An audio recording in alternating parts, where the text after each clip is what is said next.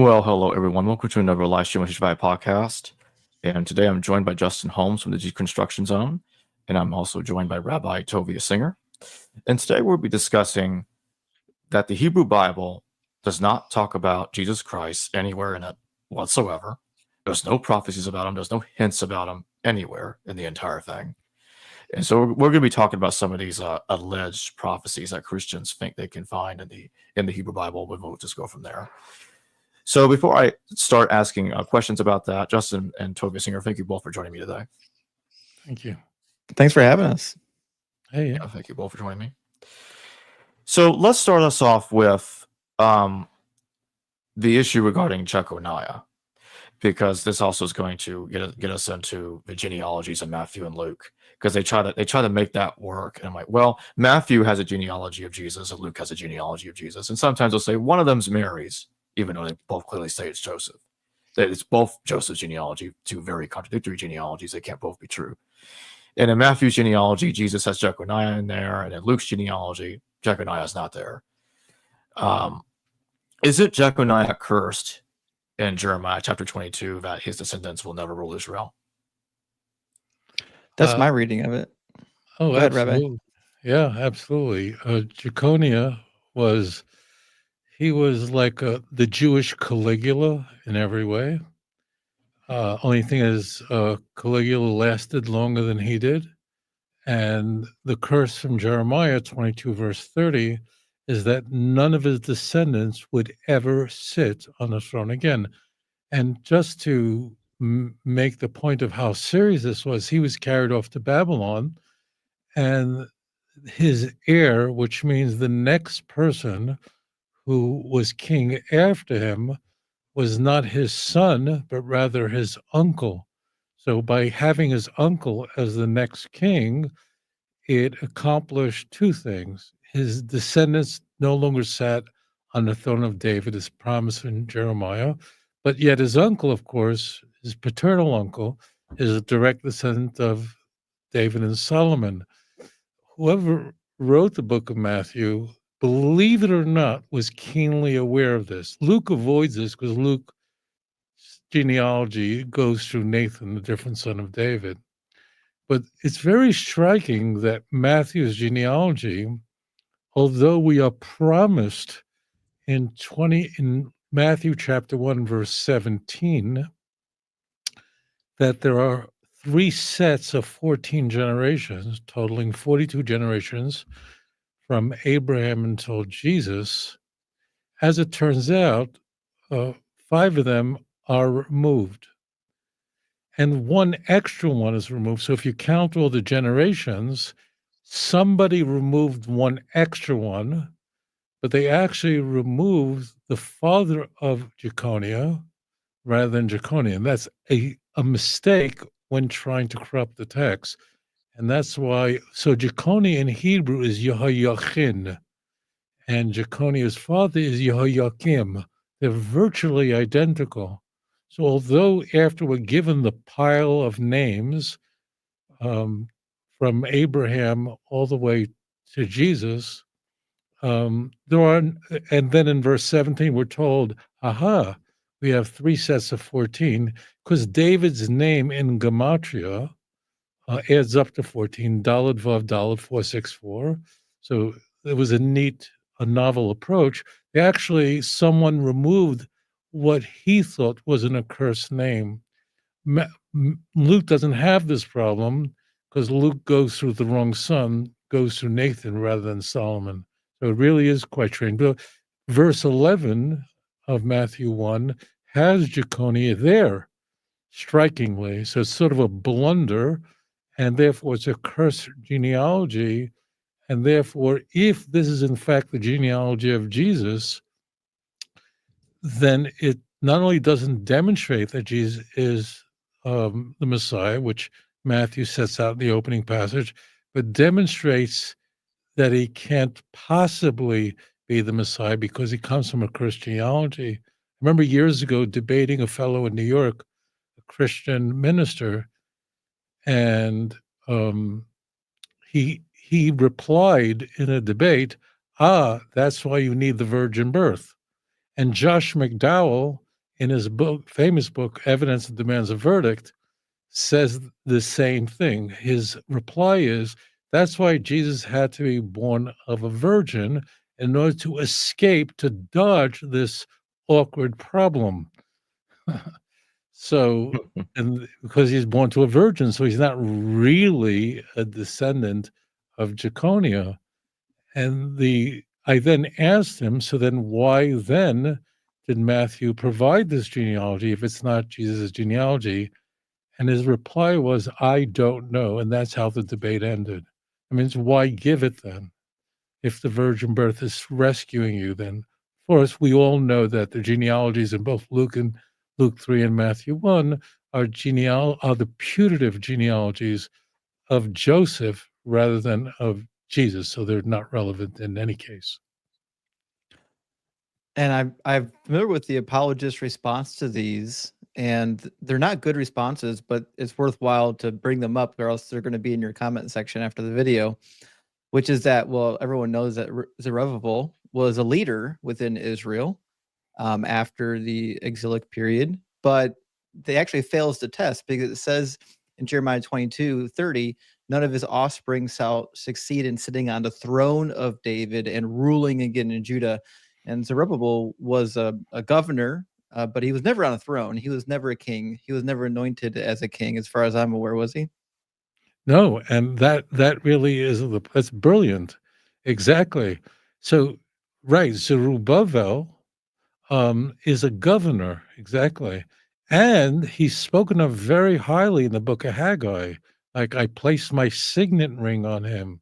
So this is really awkward. So as it turns out, this very wicked king has a great-great-grandson whose name is Zerubbabel, who's born in Babylon and rules as a governor along with Yehoshua ben Yehotzadok, who is the high priest.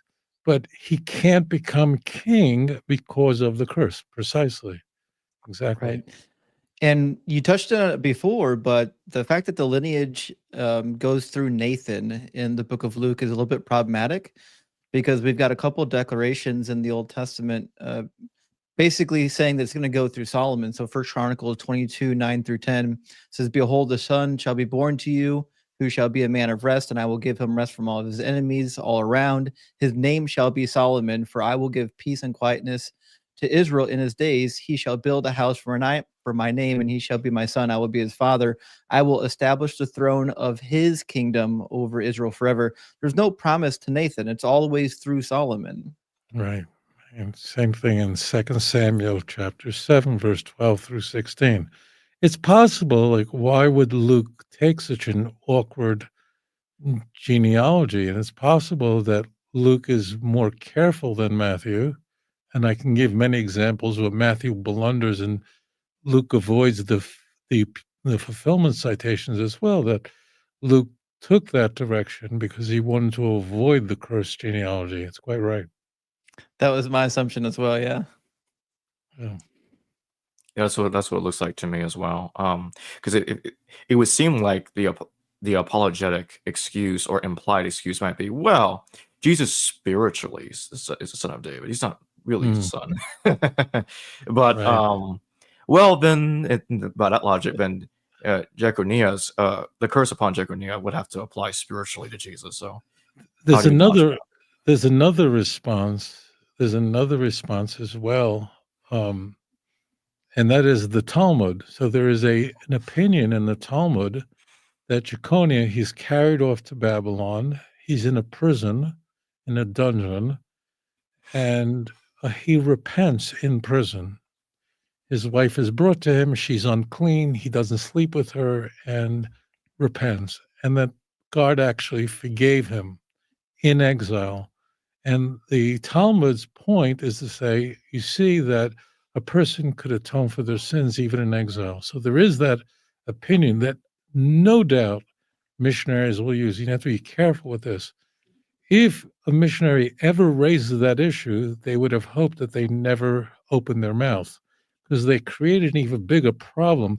You know, it's always the cover up that gets people in trouble. I'm old enough to remember Watergate, and that was quite a time.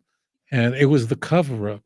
So by using the Talmud, of course, they create the problem that the Talmud also says that Jesus isn't the Messiah. So the Talmud is authoritative, but it actually creates even an existential problem for the church by claiming that God ultimately forgives Jeconia.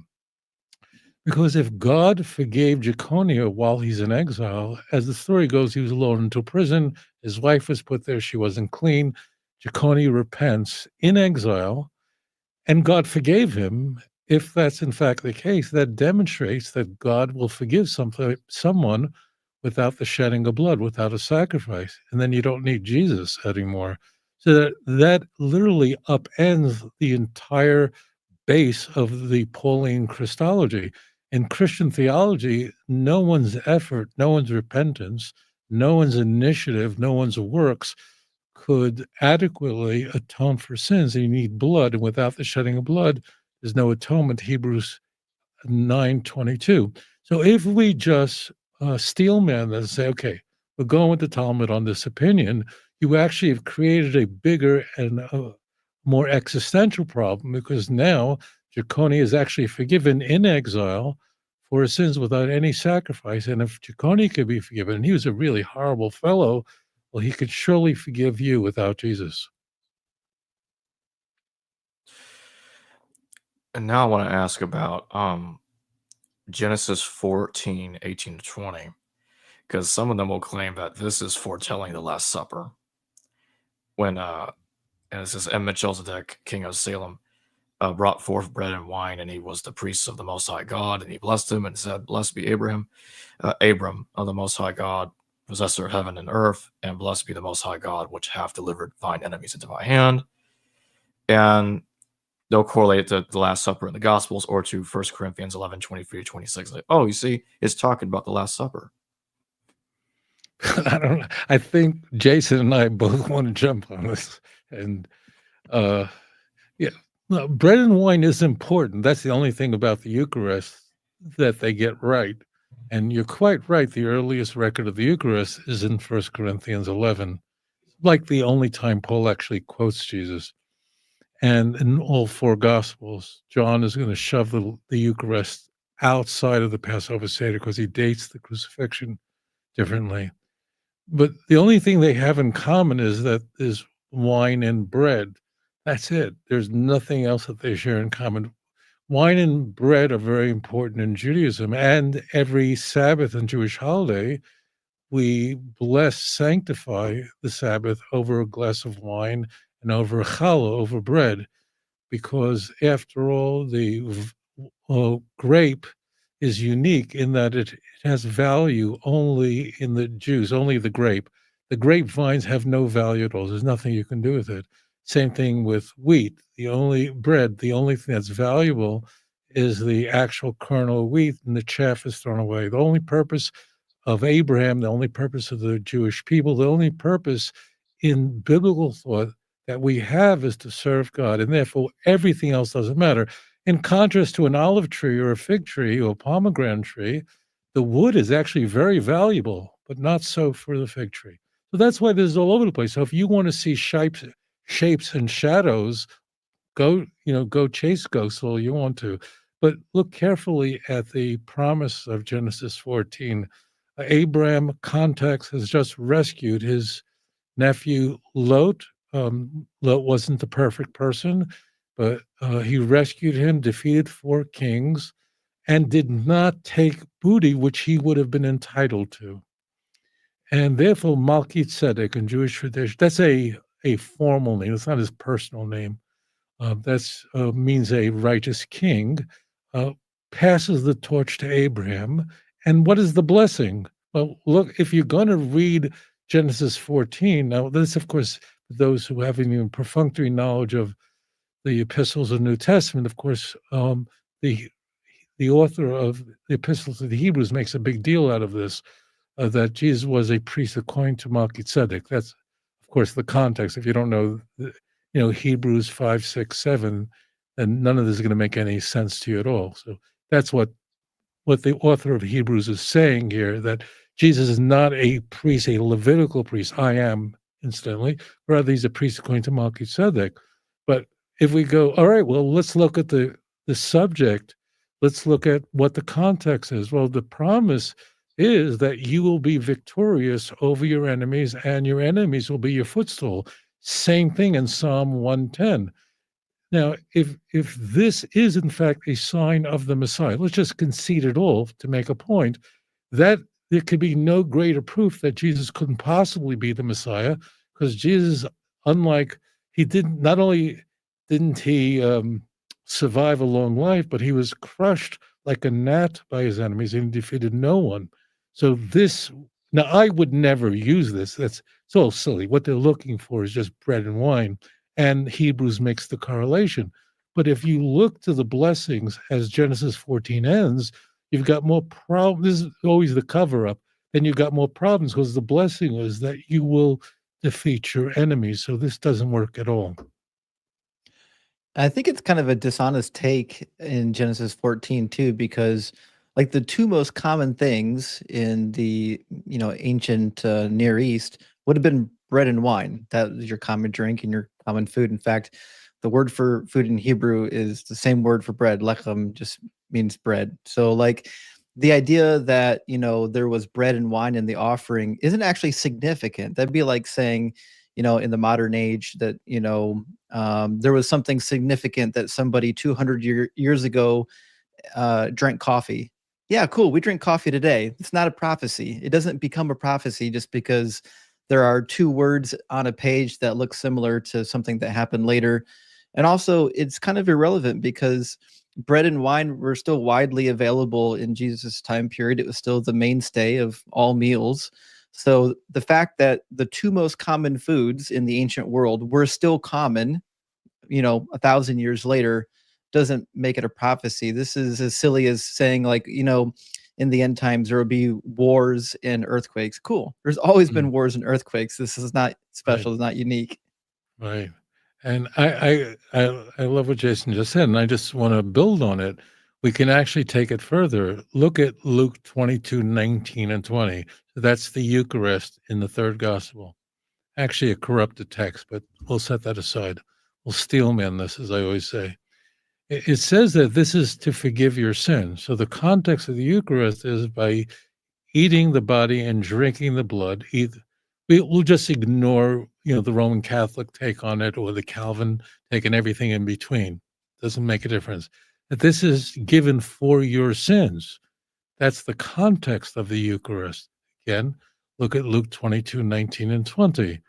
Well, go back again, and this is just to amplify what Jason said. Go back to Genesis 14, and you realize that this is a real eisegesis, which is a capital crime in biblical studies, where you rip a passage out of context. There's nothing here about the bread and the wine forgiving sin, and nothing remotely resembling that. Quite the contrary, Malki said again, who, according to Jewish tradition, is Shem, the son of Noah, is blessing Abraham that he'll conquer his enemies, not that Abraham's sins will be forgiven. So, very good point. And to just to add on that too, what's one of the most grave sins, the thing that you're told not to do over and over again in the Hebrew Bible, and even shows up in Acts chapter 15, is don't consume the blood. Yet somehow the plan of salvation requires you consuming blood. It's asinine. Right. And moreover, I'll build on top of what Jason said.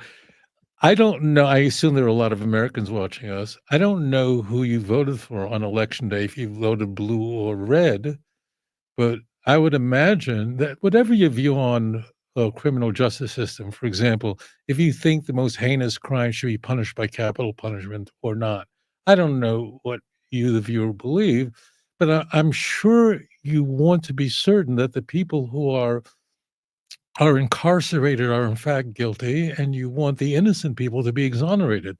We all want that, no matter what your views are, whether you're conservative or whatever.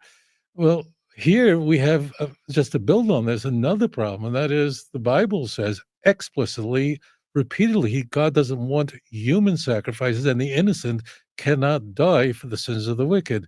See Ezekiel 18. So all of this is absolutely preposterous. So now I'm going to bring up Genesis 49:10 because some of them will compare this to you see, all the nations will be obedient to him. That's the Great Commission right there. I'll just read this real quick. The scepter will not depart from Judah, nor the ruler's staff from between his feet, until he to whom it belongs shall come, and the obedience of the nations shall be his. Right. So, so I just want to finish off I want to build, I want to steelman this again. So the text says that the scepter, so first of all, our context is that Jacob is lying on his deathbed and he's blessing all of his children. And they're called blessings, but really he's identifying the unique destiny according to their character of each tribe. Judah, because of his unique character and leadership ability, is given the greatest and most elaborate of all the blessings found in the end of 48 and in 49. And the blessing that Jacob gives to Judah is that the staff or the scepter, which is something that a king would hold, will not depart Judah. And the key here, the Hebrew is ad ki yavo Shiloh. Now, so that's ambiguous. What does Shiloh mean? So according to a consensus view, not everyone, but it is a consensus, that's really a reference to the Messiah. Okay, and that is a fair interpretation. It actually works.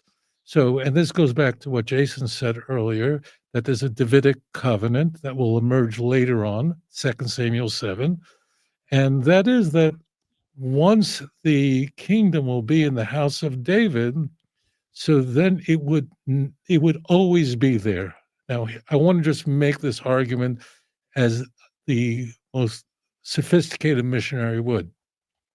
So what they would say to the Jew is, where is your king? That means if there's always supposed to be a king from Judah, as per Genesis 49, verse 10, well, we have a king, and those 4 letters on the cross, Jesus of Nazareth, King Rex, King of the Jews. So we Christians have a king, but you poor Jews, you don't have a king at all. Are you ready to accept Christ as your Lord and Savior?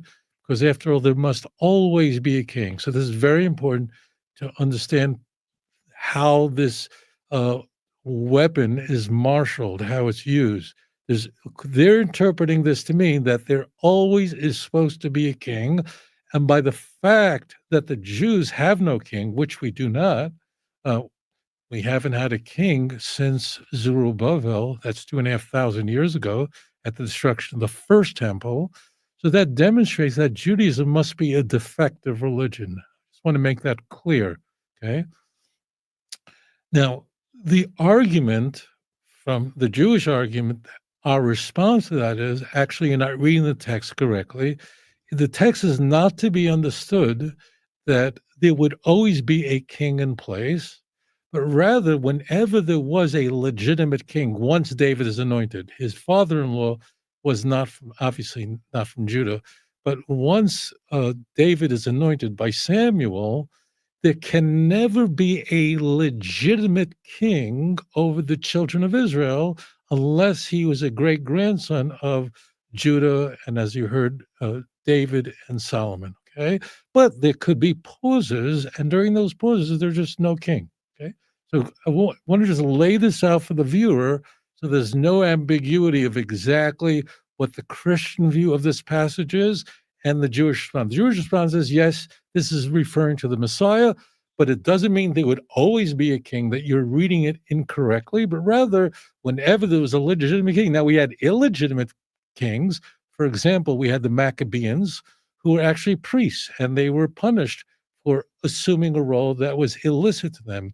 Herod called himself a king, but he was no king of the Jews. Jews never accepted him, only a Davidic king. And there could be pauses. And when the Messiah comes in the future, so then the Davidic dynasty be restored. Now the question is, which position is demonstrably correct? The answer is the Jewish one. Well, why am I saying that? Because I have a kippah on my head and I'm biased? No, because even Christians will admit that for the 500 years of the Second Temple period, there was no king. There was no king from Zerubbabel, in their view, until Jesus. That's a 500 years. So it obviously does not mean that at all. It can't mean that. So they're forcing a square peg into a round hole. It can't work. It only means that if you have a king, it'll have to be a Davidic king. Moreover, and this is sort of this, now we're about to go nuclear on this. There is an ecstatic prophecy in the Hebrew Bible that foretells that the last exile of the Jewish people will be a very long time. That prophecy is made by Hosea, and Hosea, for historical reasons, lived during the Assyrian Empire. He's a contemporary of Isaiah. They lived at the exact same time, Isaiah in Jerusalem, Hosea in the north. Hosea says in chapter 3, verse 4 and 5, I encourage you, the viewer, to look this up. Hosea says the children of Israel will abide for a very long time. And I beg people, please look it up. Without a king, without a priest, without a sacrifice, without the ephod, which is the high priest, and then verse 5, until the end of days when the children of Israel, literally it says that, until the children of Israel return to the Lord and David his servant. It literally says exactly that. Just you got to sort of hold your head on so it doesn't explode. So the Hebrew Bible, an ancient book, 2,700 years old, says that the last period of Jewish history before the Messiah comes can be marked of a period which has, for our purposes, no king. So therefore, if you claim to have a king at all times, as Christians do, you must be, in essence, a proponent of a false religion, because the prophecy is that the last segment of Jewish history will be without a king, without a sacrifice. And that, of course, is a problem for Christians. Christians say they have a sacrifice, and that's Jesus Christ who is our sacrifice. So Genesis 49:10 is a nightmare for the church. And it's also important to recall that when we read Genesis 49, it talks about an actual king, which Jesus certainly never was. This is going to be a problem because until Jesus is a king, he certainly could not be fulfilling a single prophecy related to a messianic king. That's all there is to it. Right. Like everything that Jesus purportedly fulfilled is something that we could not test. Like he came from Nazareth. Like, do we have a driver's license? He's born of a virgin. How would we know it? It's unfalsifiable. The red flag of a false religion. All the things we would know today is if he were king, we certainly would be aware of that today. Yeah. Right. There is a non-messianic interpretation of this that was put forward by Nahum Sarna, which is actually really interesting. His thought was that this is referring to the split of the kingdom at Shiloh when it was announced. I don't particularly have an opinion on the correct interpretation of this passage, but what I do know is it's certainly not about Jesus. Yeah. All right, so now I'm going to bring up Exodus 12:13 because some of them will say that, oh, look, it's the blood of the lamb. Right there, that's Jesus again. The blood will be a sign for you on the houses where you are, and when I see the blood, I will pass over you. No destructive plague will touch you when I strike Egypt. Now, obviously, that's clearly about the Exodus, but somehow they're thinking it's doing that, but it's also at the same time talking about Jesus in some kind of way. You see, that's the Lamb of God that sacrificed himself for everybody's sins. It's right there, they'll say. Have you heard of the God of the Gaps argument? They're doing a Jesus of the Gaps argument here. They're finding cracks to slip Jesus into because they don't actually have a prophecy that points to Jesus.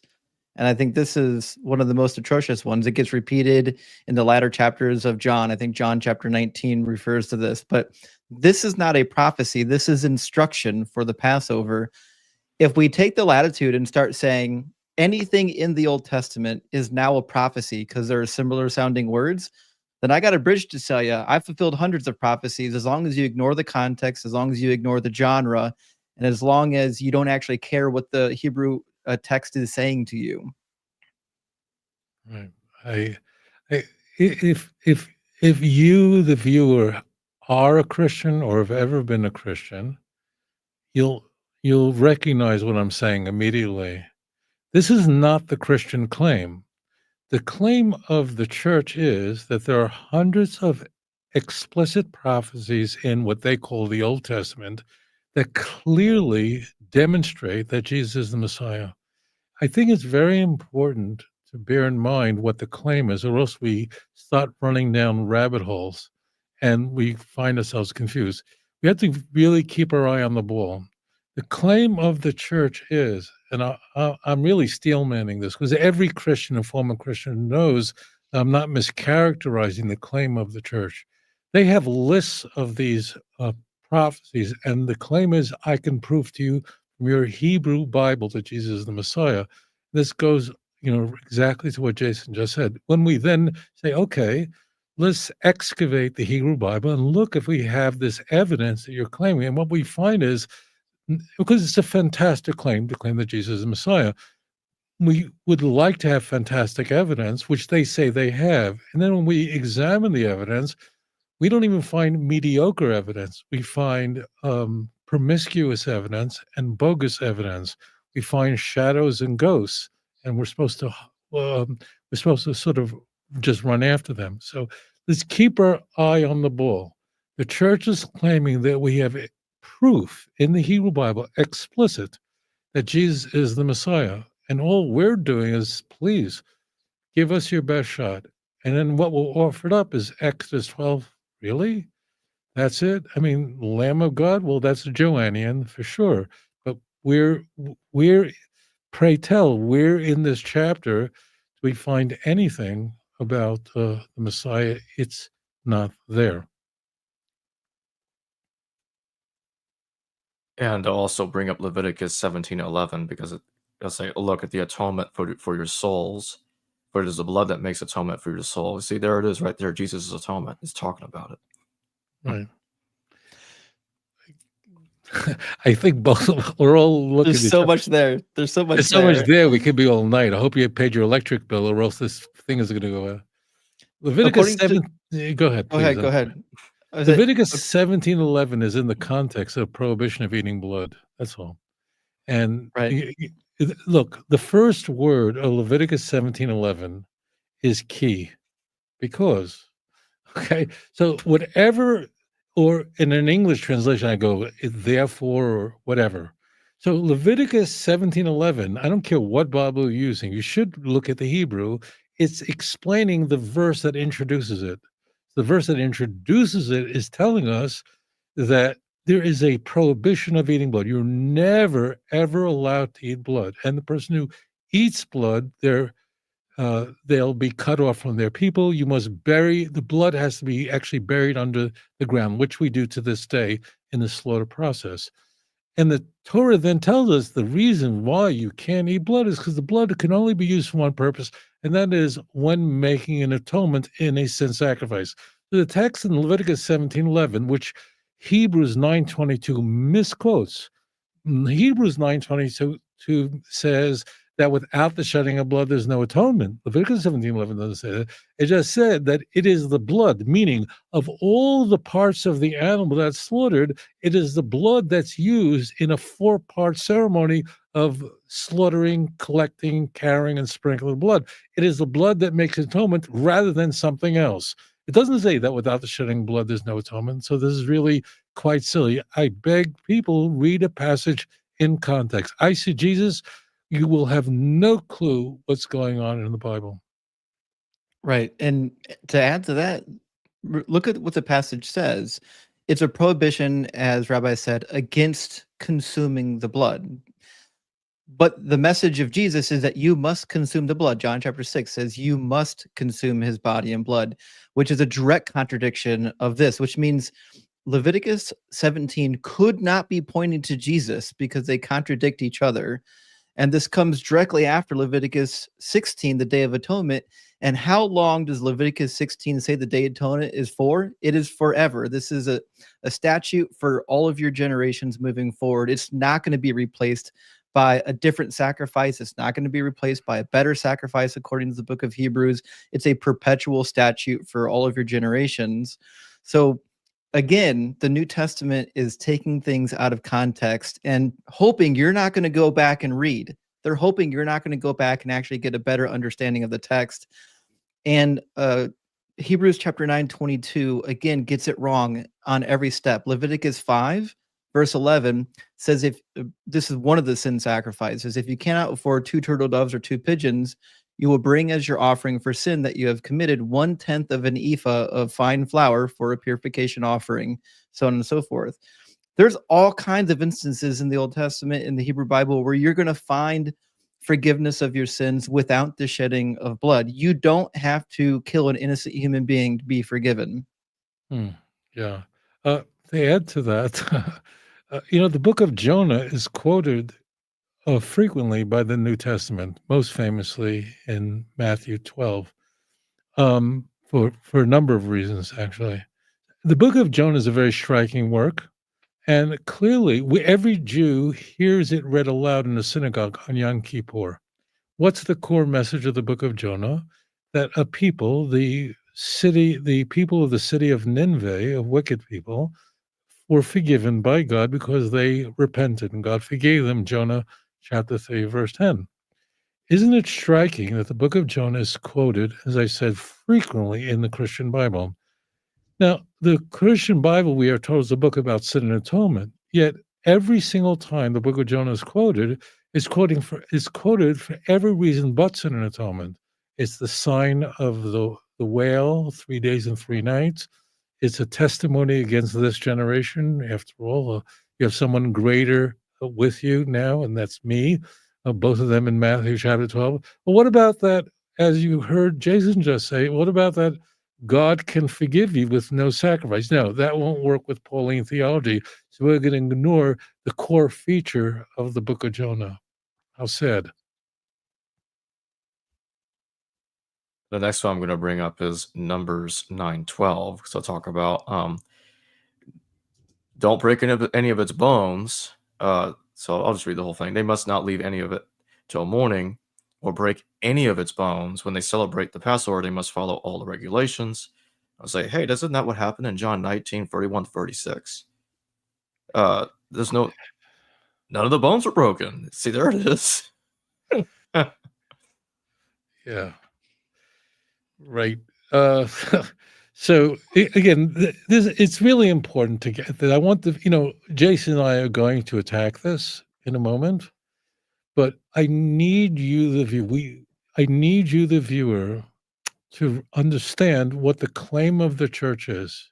I mean, this is the ad. Have you ever open a newspaper and you see an advertisement, then you go to the car dealership and they don't even have it in stock and they're trying to bait and switch it?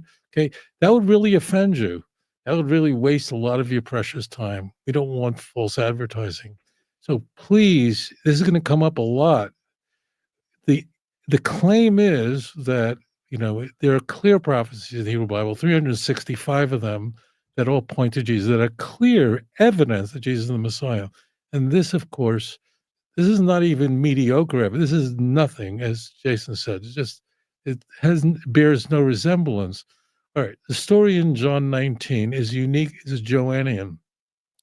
John alone of the 4 Gospels claims that Jesus is the Lamb of God. John 1:29-36, behold the Lamb of God. The first 3 Gospels, the Synoptic Gospels, know nothing about this. And for that reason, the crucifixion in the Synoptic Gospels takes place a day later than John, and John's Eucharist is in chapter 6 rather than where it should be in chapter 13. Now, the story, this pericope that we have, as you mentioned in John 19, has Jesus after he's dead on the cross. Roman soldiers want to take him down, are considering breaking his legs, which is a way that a crucified victim could be assured a very quick death, because you couldn't stand up, hold yourself up, you would die of asphyxiation. But before doing that, they tested his body to see if he was alive. They pierced his side. And the key passage there is, the text says there This is to fulfill what it says, this passage, that not a bone of him shall be broken, this or Exodus 12. And the other thing is that, and they will look upon him, verse 37, whom they have pierced, and mourn over him as one mourns over firstborn son. If you go back to John 19:37, you'll realize that whoever wrote the fourth gospel actually molested the Hebrew Bible in this pericope. Because if you go back to Zechariah 12:10, it doesn't say they'll look upon him whom they have pierced, rather they'll look to me because of one they have pierced. So this becomes, see, when you excavate these passages that missionaries offer up, it's not only that the evidence is inadequate or doesn't rise to the level that's been presented, but you find this completely scandalous. You want to call the Better Business Bureau, like, what's going on here? You advertise this, and this is what you're delivering, a text that's been completely altered by the Christian author? Yeah. And the same text that you just brought up, Rabbi, in John 19, contains a second devious lie about Zechariah chapter 12, which is Zechariah chapter 12 is not about Jesus' time period. This is when all the nations of the earth come against Jerusalem. And it says in Zechariah 12, the Lord will save the tents of Judah first, that the glory of the house of David and the glory of the inhabitants of Jerusalem may not be exalted over that of Judah. On the day, the Lord will shield the inhabitants of Jerusalem, so that the feeblest among them on that day will be like David, and so on and so forth. So this is not for Jesus' time period whatsoever. The events that's transpiring about, looking upon me who they've pierced, this is happening at a time way after Jesus has already been turned into a sky carcass. This has nothing to do with Jesus. John is selling you a lie. Zechariah 12 is the easiest chapter in the book of Zechariah, which is not an easy book. But that chapter stands alone as saying that the Jews return back to the land of Israel before the Messiah comes, and then a broken people are able to defeat, as Jason said, that's quoting verse 7 and 8, will defeat all their enemies, and I will destroy all those who come against Jerusalem. That's the context. Well, if we, what's crazy is that if you open up like the MacArthur Bible commentaries, you wouldn't even believe what I'm about to tell you. This is so crazy that I'm sure some of the people watching us will look it up because they won't believe me. Do you know that that mainstream, this is not wacko stuff. This is not snake handler stuff. This is MacArthur. He's a conservative evangelical. Virtually all the evangelical commentators say that what's going to happen in the end of the days is the Jews are going to look to Jesus, who they pierced, and means the Jews at the end of the days will realize that they mistakenly killed Jesus. This is mainstream stuff. This is not like I'm looking for the Westboro Baptist Church, and I'm, almost all the commentaries say the same thing. And did you hear what Jason just said? As it turns out, this is not referring to a time like now, but the time of Jesus. Jerusalem wasn't saved. The Jews didn't defeat their enemy. Is completely ripped out of context. Exactly. Yeah, the opposite happened. We know what happened. It wasn't Jerusalem being saved. They got devastated in 68 to 70, and again under Hadrian during the Bar Kokhba revolt, which means, listen, it's great that you think Jesus is going to come and do this later, but anybody is on equal footing. I'm on equal footing with Jesus if the only qualification is saying I'll do it later. You have to do something more to fulfill a prophecy than say they'll do it later. It has to be done already. So now I'm going to bring up Deuteronomy 18:18. I will raise up for them a prophet like you from among their brothers, and I will put my words in his mouth, and he shall speak to them all that I command him. Right. And they think that's talking about Jesus, of course. Right. And Muslims believe it's talking about Muhammad. It's clearly about Joseph Smith. Of course it is. Let's move to Utah. There you go. Exactly. It's talking about the Church of Jesus Christ of Latter-day Saints. Exactly. So what we have here, this is the end of Moses' life. The book of Deuteronomy covers a period of roughly less than 2 months. It's the last part of his life, and he's going to die, and he cannot cross the Jordan. And he has a disciple, Joshua, who's going to take up the leadership and lead the people of Israel, of course, across the Jordan. We're very specifically told in Numbers 27, last 10 passages, that Moses laid hands upon Joshua and he was anointed to lead the people. We are told in Deuteronomy 34, the last chapter of Deuteronomy, that Joshua was the person who was going to lead the people from Moses. We're told in the beginning of Joshua repeatedly that the people followed and feared Joshua as they did Moses. So the context is, you just have to know what's going on. What's going on is Moses about to die. So therefore, who takes over Moses is Joshua. And the only prophet that has ever said anywhere, for example, look at Joshua 4, verse 14. And the people followed Joshua as they did Moses. We find that it's repeated without pause. So that's who Deuteronomy 18 is speaking about. It's not who we're told in the book of Acts. That's all quite silly. No. I think the Hebrew Bible tells you who the successor is on multiple occasions. Deuteronomy 31:23, the Lord commissioned Joshua, son of Nun, and said, "Be strong and bold, for you shall bring the Israelites into the land that I promised." So, and then what happens? The next person that gets this entire whole book in the Hebrew Bible, the book of Joshua, to argue that Joshua wasn't the successor of Moses as predicted in Deuteronomy 18, you have to be blindfolded and pretend that you just ignored everything after Deuteronomy 18. And then one day you arrive at Jesus and you said, oh, well, this must be about Jesus, but could be literally about anybody who came after Jesus if your only qualification is coming after. And speaking of coming after, we got 2 Samuel 7:12. When your days are over and you rest with your ancestors, I will raise up your offspring to succeed you, your own flesh and blood, and I will establish his kingdom. That's another verse they think is talking about the kingdom, Jesus' kingdom under God is coming. There it is. It's talking about it right there. Yeah. This is one of my favorites. Go ahead. No, you go ahead, please. So everyone knows that all you need to do is read 2 more verses later. You just have to keep reading. It says, he will build a house for my name. I will establish the throne of his kingdom forever. I will be a father to him, and he shall be a son to me. When he commits iniquity, I will punish him with a rod, such as mortals use. Jesus didn't commit any iniquities in Christianity. That's not part of the doctrine. That's the whole thing that makes the doctrine work, is that he was sinless. He who is without sin, exactly. And it's so striking that Hebrews, right in chapter 1, verse 4 and 5, actually misquotes this. In the Hebrews, in context, is trying to show that Jesus wasn't an angel. I know this is going to come up that Jesus is an angel, but Hebrews' first argument, the whole book is an argument. It's not a letter. It's called a letter. I don't know why. It's a screed, but it begins by arguing that Jesus was not an angel. And 2 passages are chosen. This is one of the 2. He'll be to me a son. When is that talking about the angels? Hebrews argues. But if Hebrews is bringing that passage, he's created more trouble for himself, not only for himself when it was written in the middle of the 1st century, but for missionaries today. Exactly.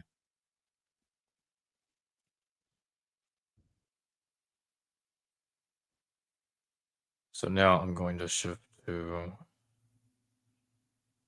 Job 9:32-33. He is not a mere mortal like me, but I might answer him, and we might confront each other in court if only there were someone to mediate between us, someone to bring us together.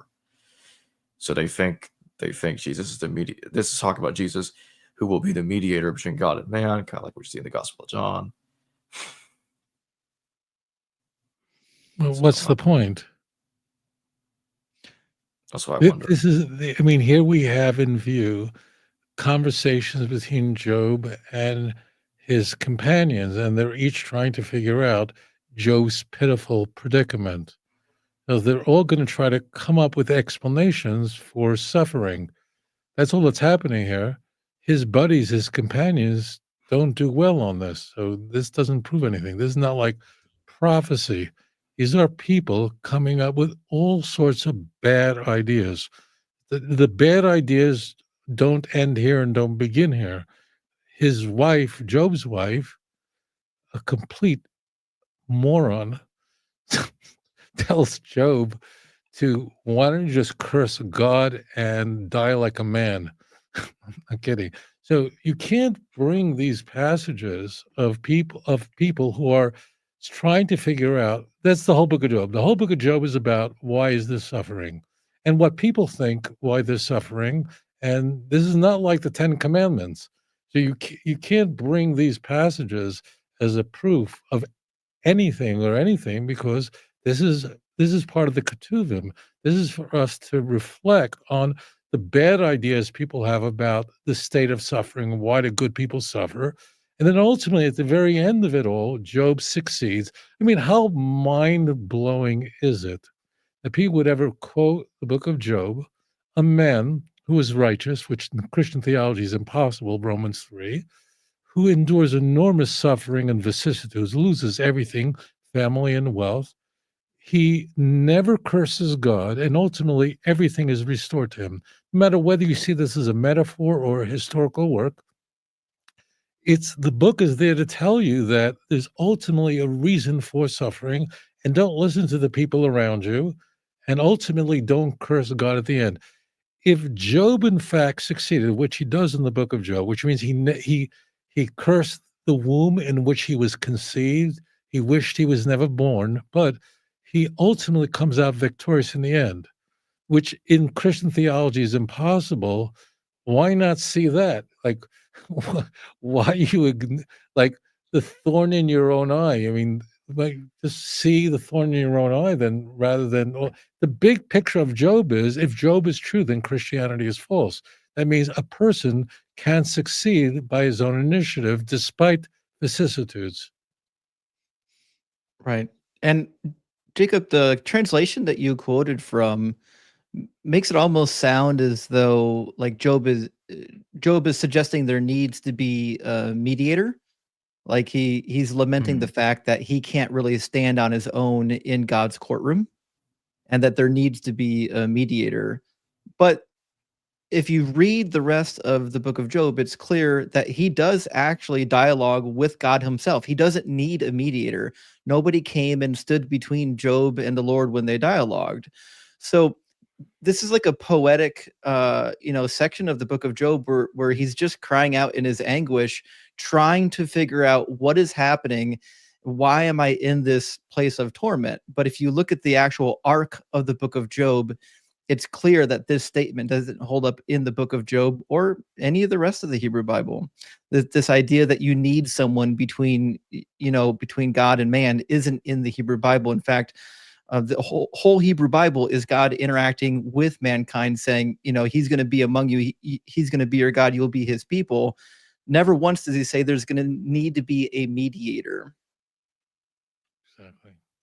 Right.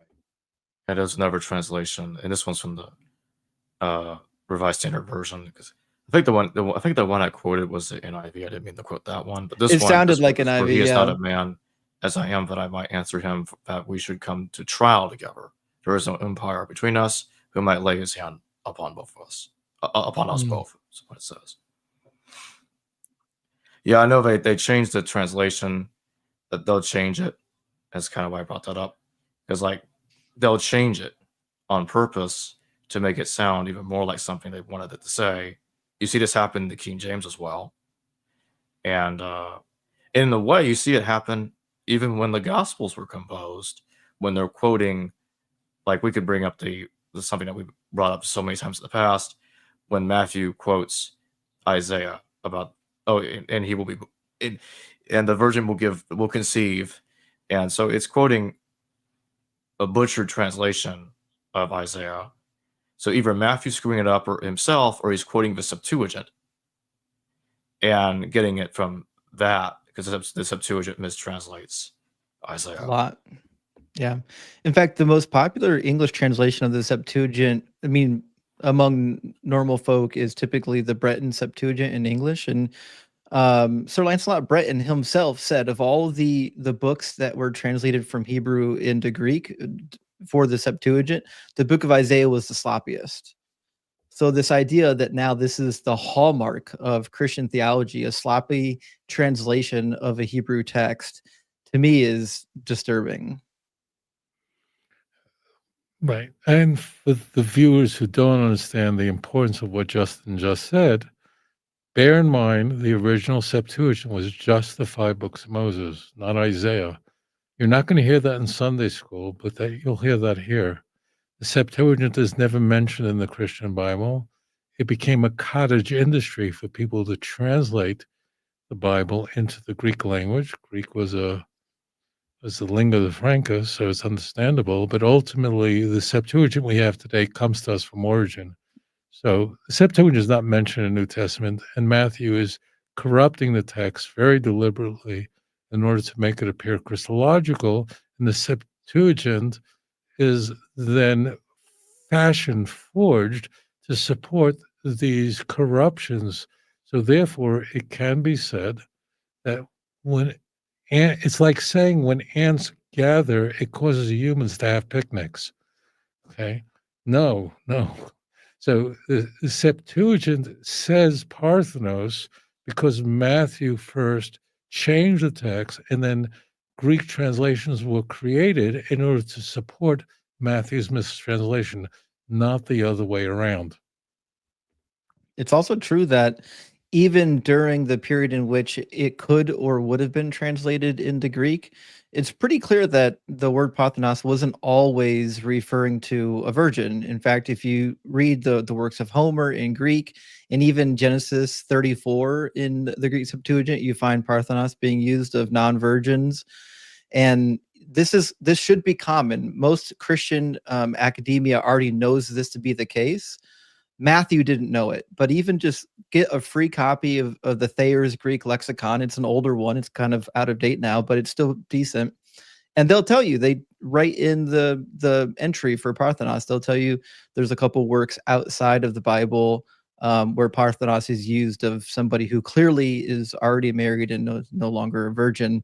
But Matthew didn't know that. Matthew's understanding of the Hebrew doesn't exist, and his understanding of the Greek is weak at that.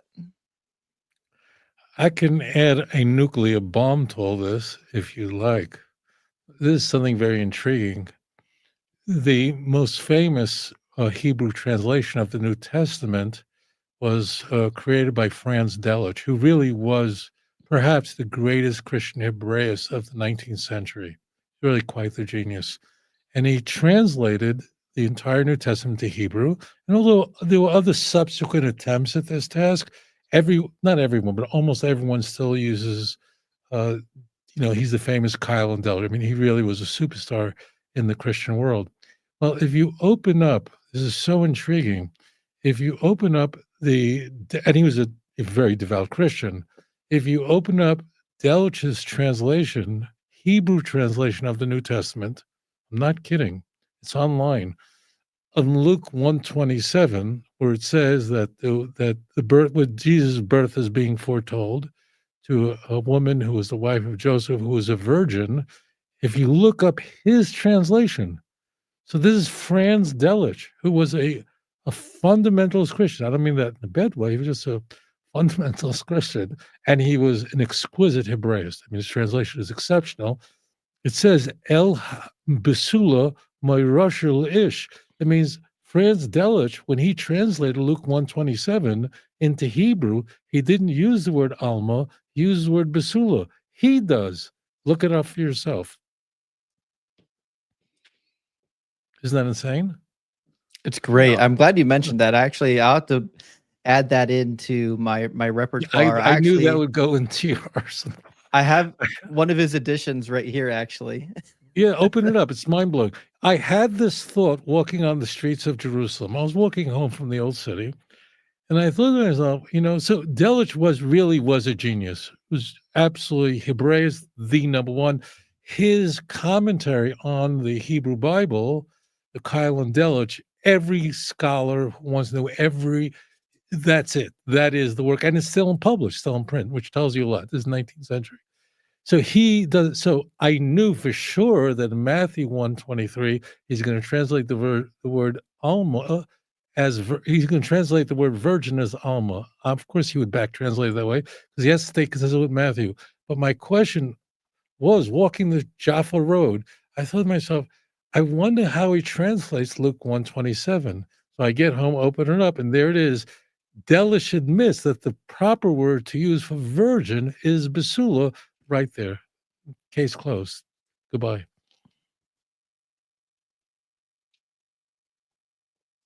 I wanted to bring up the Septuagint because I wanted you to bring up the same point you brought up to me before in prior episodes, that the Septuagint, the rest of it comes in later, because the original Septuagint was supposed to have been translated by over 70 scribes, and the story goes it was identical. It was all identical, and it was apparently a miracle. And then later, because those are only the Torah, the first 5 books of the Tanakh, and then later you get the rest of it. But it's only clearly, as you pointed out, it's only clearly attested after the New Testament, Right. where we get the fuller text. Look, people, and I say this, and I think Jason, who was a pastor, would agree. Many of these pastors really don't know any better, and when they teach this stuff, they do it because this is what they learned when they went to seminary. It's not like this Machiavellian plot that all pastors, they don't know any better, so they just go, oh, because this is what they're taught. They're just told this without even blinking. But as it turns out, if you look at the preface to the King James was produced in 1611 by 47 men in very good standing in the Church of England, really scholars. Even though they were copying previous translations, like 90% of it, but they write there that the reason we went to the Hebrew rather than a Septuagint is which Septuagint we choose. They complained there was so many. Jerome makes the same point. There was so many Greek translations produced all over the place that the only way was to go back to Hebrew. You have to take the Septuagint out of the lexicon because you're also violating the contract you're making with people. The claim of the church is, I can prove to you that Jesus is the Messiah from the Hebrew Bible, not from some Christian translation. And the Greek translation is only the originals of the 5 books of Moses. The whole thing is, this whole claim is completely bogus. So now I'm going to bring up 1 Chronicles 17:13-15, because they also like to bring up, oh, look, it says it right there. It says it right there. I will be his father, and he will be and he shall be my son. There it is. Right. It's talking about Jesus. Right. As long as you don't So read the surrounding passage, it's That's how it clearly always about goes. a person who's actually named in the passage, right? Right. And the book of Hebrews wants you to read these passages out of context so you don't know who it's actually about. And this is kind of the hallmark of how the New Testament uses the Hebrew Bible is, as long as you don't look at the context, as long as you don't look at the genre, we can make it say anything you need it to. Exactly. Incidentally, for all the Protestants out there, and everyone will know I'm telling the truth, the Catholic Church has a much better case of proving its unique teachings, its dogmas from the Christian Bible than proving Jesus from the Hebrew Bible, meaning Mariology, the veneration of Mary. I don't know, is not explicitly in the New Testament, but Mary is certainly in the book of Luke, and the Annunciation is held in very high esteem. A passage that that Jason quoted earlier, John 6, 53, 54, 55, 56, the Eucharist, a very good case could be made that for transubstantiation. I don't believe it, and neither does he. But it's not insane to believe in transubstantiation or the papacy and the Bishop of Rome, the first being Peter. It doesn't say that in Matthew 16, but at least you have a verse that implies it. So you Protestants who reject the Roman Catholic Church as nonsense, they have a fair case. I don't buy any of it, and I don't have a high view of Roman Catholic. I'm not a fan of the Roman Catholic Church, but they do their proofs for what they believe is far superior to what the Protestants use to prove Jesus from the Hebrew Bible. And now I'm going to bring up Psalm 69:8. a stranger to own brethren. You'll say, oh, that looks like John 1:11, that he'll be denied by his own household. So he's like a stranger, don't you see? Right. Which is wild because Psalm 69 is a psalm of deliverance. The psalmist, the person writing, is getting delivered. There is persecution in Psalm 69, but then there's deliverance. Like a lot of David's psalms, he's crying out in anguish, but in the end recognizes that God will deliver him as promised. But none of that seems to have happened with Jesus. Like he didn't get delivered. He got crucified and was buried, and as far as I'm concerned, is still in the ground. He's fertilizer now. But the fact remains, Psalm 69 just is not a prophecy. There's no prediction for the future here. What you just heard is critical. King David had an unenviable life. I don't know if you've ever been betrayed. It's a horrible feeling. But imagine if everyone is betraying you. Your father-in-law wants to kill you. Your own son wants to kill you. Your best friend betrayed you. Means that's King David's life. And the reason he's actually quoted more frequently in the Hebrew Bible than anybody else, Moses included. So King David is all over the place. And the reason he's held in such high esteem is he endured vicissitude. He cries out to God throughout these passages in these chapters, asking for God to deliver him from his numerous enemies that persecute him. And ultimately, it's all solved in the beautiful chapters like famed Psalm 23 as only an example that only you can do it. So why again we are hunting ghosts and shadows? It's all in the first person. It's all David speaking about himself. It doesn't say there'll be a person in the future. So what they're doing is they're copying, pasting passages where David is crying about his own anguish. They'll change words, like in Psalm 22, they pierced my hands and my feet and all that nonsense, to amp that up, which isn't quoted in the New Testament, strikingly, and then put it in the mouth of Jesus. Well, how silly. These are not prophecies. This is first person, and the person who's speaking is the most celebrated individual in all of Tanakh. He is the individual. I mean, imagine if you had a child who wanted to kill you. Imagine your best friend wanted to destroy you. Imagine your father-in-law wanted to kill you. Your wife is mocking you.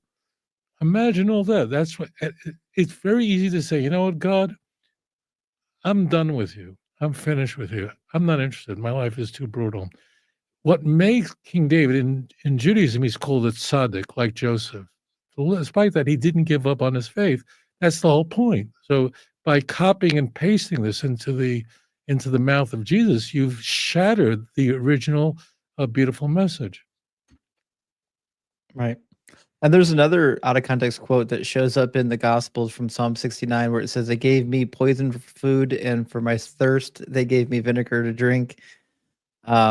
So like the New Testament is not actually concerned with hermeneutics. That's not the concern. Like they've already shot the arrow and they're going to draw the target around it. And that's why Psalm 69 turns up in the New Testament.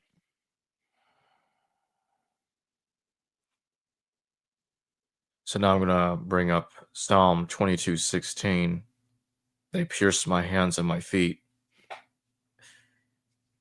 because they think that's talking about the crucifixion. Right, of course. Yeah.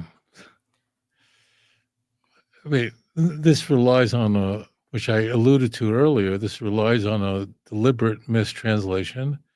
The text is, Ki savavuni kolovim, Adas Miriam Hikifuni, for dogs have surrounded me, a company of evildoers have encompassed me, like a lion, they're at my hands and my feet. That's what the text says. Now, King David is speaking there in the first person, extemporaneously, in the same way he is using different metaphors of wild animals. That's his enemies, right? So imagine you have this on Microsoft Word. You grab your mouse or trackball, you select the word is like a lion, Kari, you tap the delete key and it disappears. And instead you put in the word they pierced, and suddenly you have a brand new message. How do you play with the Bible? How do you alter the text? And if you're willing to put the word pierced in instead of like a lion, You know that there are some Christian Bibles that have the audacity, like some NIVs in the sidebar will say literally in Hebrew, it says like a lion. Well, if it's literally in Hebrew, why don't you just put it in there? Like why are we why are you doing that? Why are you playing games with this? How do you alter it? And this, the word lion, incidentally, used in this chapter comes up repeatedly. It comes up just a few verses earlier where lions are all about me, and it'll come up again just a few verses later. That means David is using wild, ravenous animals as a metaphor for all of his enemies. It's so clear. This doesn't even begin in Psalm 22. So how do you tamper with it? And if you do that, like, why in the world would you want to convert to Christianity and get baptized? Now, leave me alone with Septuagints, because as you can imagine, Septuagint, this incidentally is not quoted in the Christian Bible, interestingly. So this psalm is used in the Christian Bible. It's not like they didn't know about Psalm 22. In fact, Psalm 22 is often called the crucifixion psalm, right? But as it turns out, you have to believe that all the writers in the New Testament saw Psalm 22 and just didn't think they pierced my hands, my feet is good enough to actually quote. This is a later invention. I mean, they didn't think this one up like Daniel 9. They didn't think this up. Moreover, there is a claim that there's a Dead Sea Scroll that supports this reading, and this is all just completely bogus. I'm not trying to sell books, but it's chapter 1 of volume 2 of Let's Get Biblical, where I show the original fragment that's discovered, which is really unreadable, and it's spelled completely incorrectly, so you could vaguely make out, but the key word is there's a word koru. So Christians will argue, I just prepare the viewers, that the real last letter is a vav rather than a yud. And a vav, yud looks like a dangling, it looks like a vav with its feet chopped off, because a yud is just up there. So they say originally it was a vav, and therefore the word will read karu, and karu means pierce. This is not from the Qumran caves, but this is Nachachever, which is like not quite a century later than after the war. So this is between the wars. Which is like 30 kilometers from Qumran. But it doesn't say that because there's an aleph in there. It's kaf aleph resh. You can't really tell. It's so rubbed out. But there is no such word as ka'aru. So in order to make karu, you'd have to not only turn the yud into a vav, but you'd have to turn the aleph into a microwave oven. I mean, it's just lunacy. There's no such word. It's complete gibberish. You have to remove the aleph. And as it turns out, if you look at the Nachachever fragment, you'll see that it's misspelled constantly. It doesn't look like the great Isaiah scroll that came up recently in the, talking about it with Wes Huff in his Joe Rogan interview. The Dead Sea Scroll, the Isaiah scroll from Cave 1, is nicely written. It doesn't look as perfect as Aleppo, but it looks pretty good, right? It's all filled with misspellings, and letters are just different sizes. So it's just complete nonsense. I only raise this because missionaries will use this as a weapon, and it's all complete nonsense. Yeah. In fact, the very word after karu, yadi for my hands, is misspelled. The two words directly in a row are misspelled. It's a sloppy text, and so it's likely that they actually had kari in there, and that the yod got elongated into a vav. But let's give them all the charity, right? Let's just be very charitable and say, you know what, somebody actually misspelled when they conjugated kara, they misspelled, and now it's karu. Well, guess what? That still doesn't get you to piercing. That gets you to digging or hewing. And what happens when a pack of dogs is attacking you? If we assume we're going with the dogs metaphor here, and you're holding off a pack of dogs, guess what? They're digging at your hands and your feet. So whether it's like a lion or whether it's karu, it still doesn't get you to crucifixion, not in any way, which is why it wasn't quoted in the New Testament, and which is why even in the Greek Septuagint, we don't find a translation to pierce. We've got a dozen variants in the Greek Septuagint, and not one of them is to pierce. Right. That's not how you would say pierce in Hebrew, exactly. You want to know how to say pierce in Hebrew? Right, Dakar, which is Zechariah 12:10. It's just a Right. semantic fallacy. It's just a game of hide the ball. That's all we're looking at. This is not a bunch of Buddhists who really believe this. I mean, I'm sure the original guy, the original Buddhists were nonviolent Hindus that thought we should have a philosophy of nonviolence and whatever you want to believe, you believe. But this is not that. This is a scam. This is the kind of stuff that gets you thrown in prison for playing with original documents. All right, so now I'm going to bring up Hosea 11:1. They like to compare it to Matthew 2:15. He will be called out of Egypt. Yeah. This might be my favorite non-prophecy of Jesus, which is just basically a retelling of the Exodus. When God says through Moses that Israel is my firstborn son. And then we find in Hosea a recounting of that. When Israel was a child, I loved him, and out of Egypt I called my son. And then the more I called them, the more they went from me. So this is about the Exodus experience. But if you don't read verse 2, it's hard to know what's actually happening here unless you actually know Exodus well. So this is being misapplied to Jesus. But if the only qualification for first of all, there's no prophecy here, by the way. This is not a prediction for the future. But if the only qualification you need for this to be a prophecy is something A like vague vaguely similarity. similar, well, guess what? Then I fulfilled the prophecy. My son's Egyptian. I have an Egyptian son. So I fulfilled Hosea 11. I'm the Messiah now. Congratulations. Yeah. I mean, as it turns out, Matthew is also misapplying this. The context of Matthew 2:13 through 15 is that Jesus is going down to Egypt with his mother and her husband to escape the wrath of Herod. I mean, it's talking about the context of Matthew 2 is going to Egypt to escape Herod. This is talking about an exodus from Egypt. And as Jason said, the author is very careful to carve out only the last part of Hosea 11:1, because if he quoted the whole verse, it would be obvious talking about Israel, not about the Messiah. Mm-hmm. So now I'm going to bring up Jonah 1:17, and of course Matthew 12:40 and 16:4. So Matthew is comparing Jonah 3 days and 3 nights to Jesus. And so others that look at Jonah and say, okay, well, because Matthew is really being pointed about it, Jonah must be somehow a story about Jesus. So when Jonah was inside the whale, it was really about Jesus' crucifixion, don't you see? Sometimes you don't know where to start. Yeah. Rabbi, So, did you learn how to count to 3 when you were in school? Because I did. oh, did you? You must have been to. My parents spent a fortune on my tuition. I don't know how you got there. I mean, How we many can. days and nights were Jesus in the ground for? Yeah. So actually, it depends, but it's definitely not 3 nights. According to the Synoptic Gospels, it was 3 days and 2 nights. According to John, it was 2 days and 2 nights. But we're being pedantic, and I really, when responding to a Christian missionary, I really would not advise you to use this because it's not going to get you anywhere. It's much more effective to deal with. So it's not 3 days and 3 nights, and Wes Huff and Joe Rogan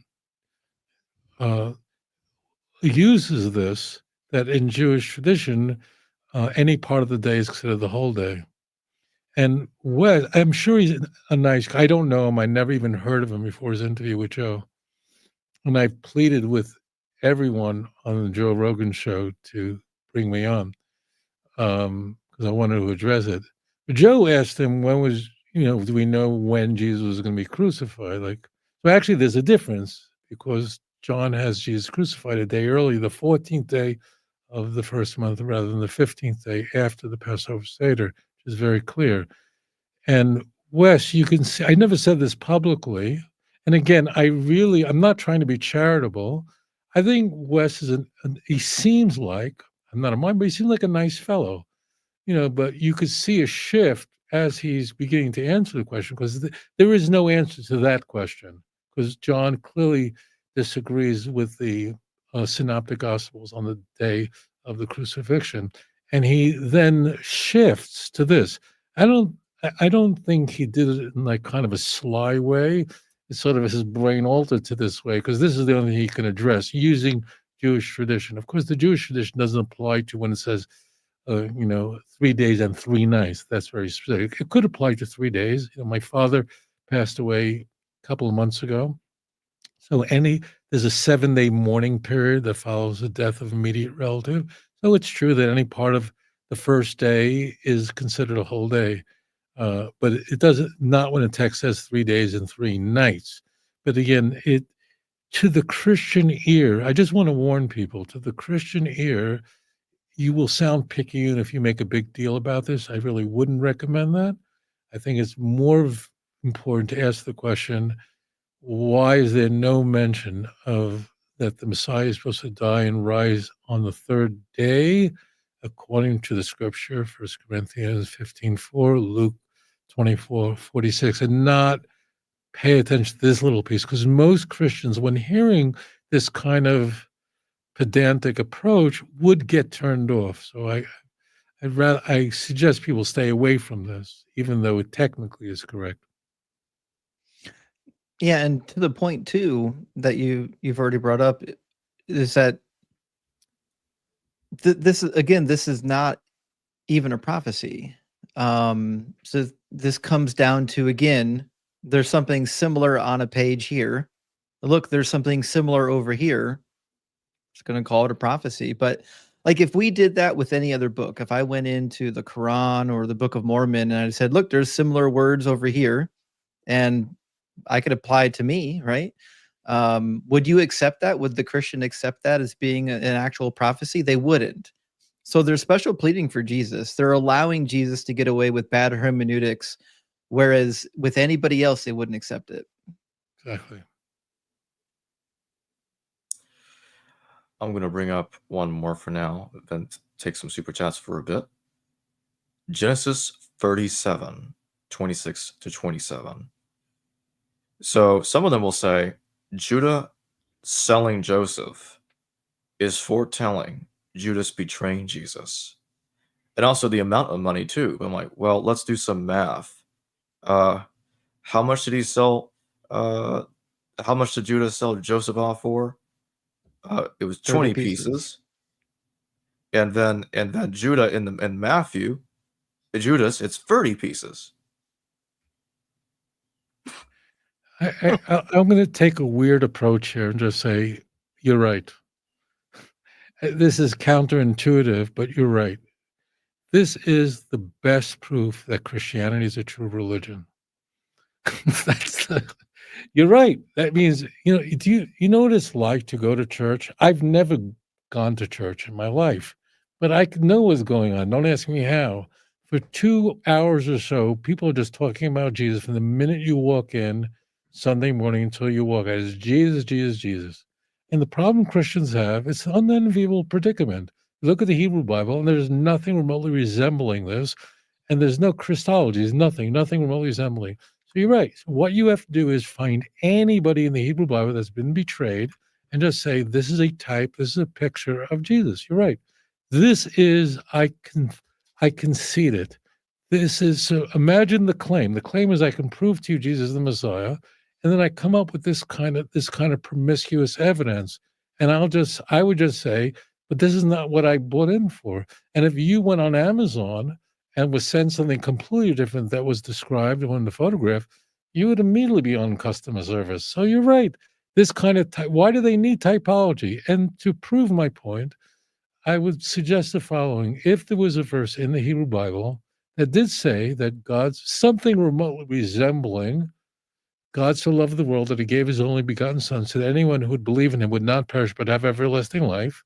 Just think about it. If there's something in Numbers, there's something remotely resembling that, would they be looking to this record of events in the Hebrew Bible? People get betrayed? Of course not, because they have a real verse. The reason why they're doing this, where people get betrayed, people are sold, Abraham meets 3 angels, that's the Trinity. Why are they doing that? They're doing it because they have nothing else. So I want to concede this. Yes, this is the best proof that you should convert to Christianity. Right. And you know what? The academics in Christianity know that this is the case. So like if you think that like I'm crazy when I talk about prophecies, pick up the commentary on the New Testament use of the Old Testament by Greg Beale and D.A. Carson. And what they'll tell you is exactly what I've been telling people and Rabbi's been telling people for a long time, which is that none of these are actual prophecies really being fulfilled. These are types and shadows and ghosts. And if you squint just right, then it looks like something associated with Jesus. But they want you to accept it as being validity for Jesus being the Messiah. But I think anyone like who's actually interested in truth, whether or not Jesus was the Messiah, isn't going to buy into types and shadows and similar sounding words. We're told, when I went into Christianity, I was told that the Hebrew scriptures predicted Jesus. It is clear. God said it would happen, and then it happened. And then I went into the Hebrew Bible and I said, God did not say that. That is not in here. It's not to be found. And if the best you have are types and shadows, even in the highest academic circles of Christianity, then you've got nothing. Pack your bags. It's over. The show's over. There's nothing to offer here. Yeah, exactly. And as I said, again, the Catholic Church, I'm not a fan of it, but their polemics are much stronger for proving transubstantiation. I don't think they can prove it, but they at least have a case. I mean, it really can be, Mariology and Immaculate Conception. There's a case to be made that's much, this is just complete nonsense. But I often tell the Christian, I agree, that's your best shot. But this is not what was promised. Promised is that there's explicit prophecy in the Hebrew Bible. And this is the reason why Paul has to come up with this idiocy that there are veils and scales over the eyes of the Jews, that we've been blinded from the truth. Why does he have to come up with this? Or that we're actually evil, wicked, Machiavellian, and turn our backs on Christ, even though it's clear that he is in John 11. Why does the Christian Bible, why can't a Christian leader say, when asked, every Christian pastor is asked the question, why don't the Jews believe in Jesus? Everyone is there. This is like one of the big questions they're asked. Why don't they do this? Smart people. Why? It's their Bible. They can read it. They never say, you'll never hear this, that the reason why Jews don't believe in Jesus is they've read their Bible and they draw a different conclusion than we do. They never will say that. It will come with the most cockamamie reasons for it, but not the true one. Why? Because if they would say the truth, that the Jews have read it and they just draw a different conclusion, which we differ with, they never go, well, why do we differ with them? They're smart. It's their Bible. They can read it in its original language. Like, why don't they? So you have to come up with all these convoluted answers that Paul does, that there's a veil over the rise in 2 Corinthians 3, that it's to prompt the Gentiles, the Jews to jealousy, that every cockamamie answer, or they're plain evil, your father is a devil, John 8:44, that they're absolutely demonic. This is why the church fathers and reformers, all with one voice, held that the Jews were absolutely demonic. They're from the devil, because that's why the Jews really deny Christ. And actually, the Jews are not real Jews, and the place that they worship is really the house of Satan, the den of Satan, Revelation 2, verse 9 and 3, verse 9. Of course they believe. That's where it comes from. You have to answer the question, why don't the Jews believe this? So either they're of the devil. The Westboro Baptist Church, I understand why they're anti-Semites. I understand why Luther's an anti-Semite. Of course they are. Because why, or else, how do you explain the Jews' unbelief? Right. And the two excuses you'll get in the New Testament are that they were stubborn, hard-hearted, stiff-necked, or that the devil has blinded them. 2 Corinthians 4:4 says, the God of this world has blinded the minds of the unbelievers, which is wild that the New Testament has now made up a theology about this like arch nemesis that God is allowing to go and run around and blind his own people. It's a nonsensical idea. A Neoplatonic idea that the God of this world is a demiurge, is a inferior deity, creeps right in there, right? Why do they have to do that? I understand. I don't understand philo-Semitism in the church. I understand why Christians hate me, and they say these nasty things about Jews. I get it completely.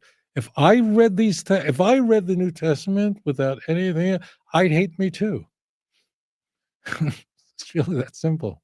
And John purportedly, theoretically was a Jewish follower of Jesus, says over and over again, talks bad about the Jews. The Jews did this, the Jews did that.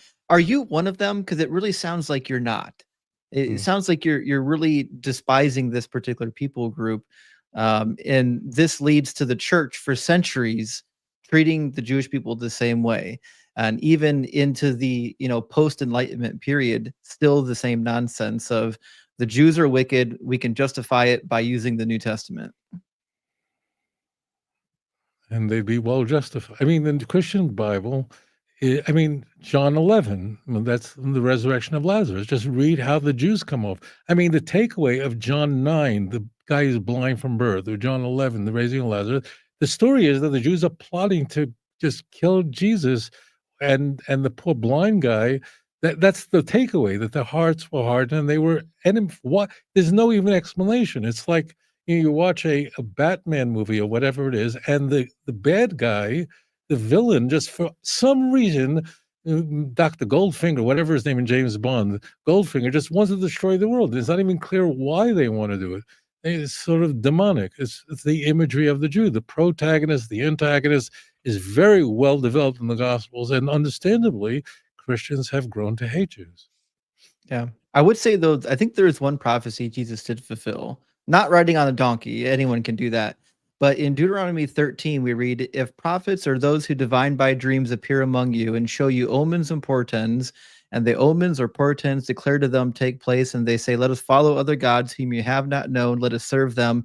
You must not heed the words of those prophets or those who divine by dreams, for the Lord your God is testing you to know whether indeed you love the Lord your God with all your heart and soul. The Lord your God, you shall follow him alone. You shall fear his commandments. You shall keep his voice. You shall obey him. You shall serve, and to him you will hold fast. But those prophets who divine by dreams shall be put to death for having spoken treason against the Lord your God, who brought you out of the land of Egypt. As far as I'm concerned, what happened to Jesus was his own doing. I can't add a word to that. I think there's a better prophecy about Jesus in the Hebrew Bible, and that's Zechariah 13:6. And one shall say unto him, what are those wounds between your hands? And he'll respond, those are the wounds I received in the house of my friends, which is really an explicit reference to the crucifixion, and missionaries frequently use it. The context of Zechariah 13:6 is a false prophet at the end of days confessing as such, which is mind-blowing. Hebrew Canon, thank you for your super chat.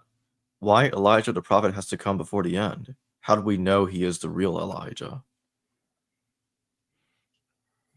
Right. So just to the Bible is silent on how we know he's the real Elijah. So I'm not going to pretend to have information.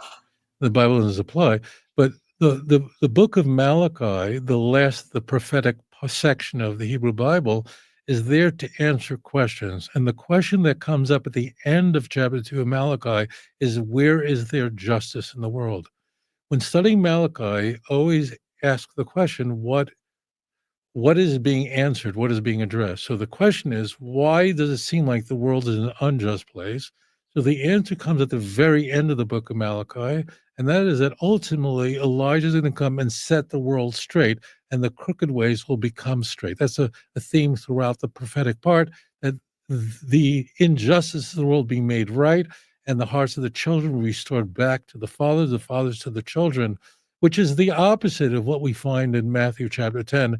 I didn't come to bring peace on earth, but the sword that said, children get their parents, and a person's enemies will be they of their own household.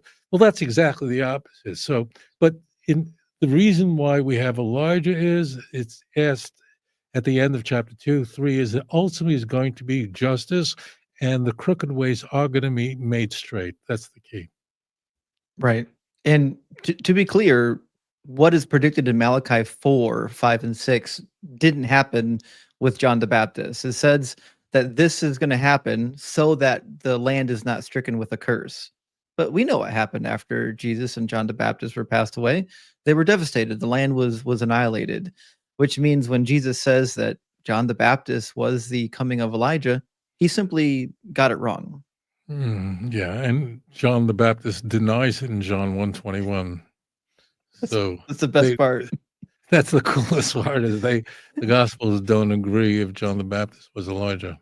He was having bad reception the day God tried to call him on Yeah. that one. Yeah. Pat907, thank you for your super chat. What's up, Rabbi Tovia?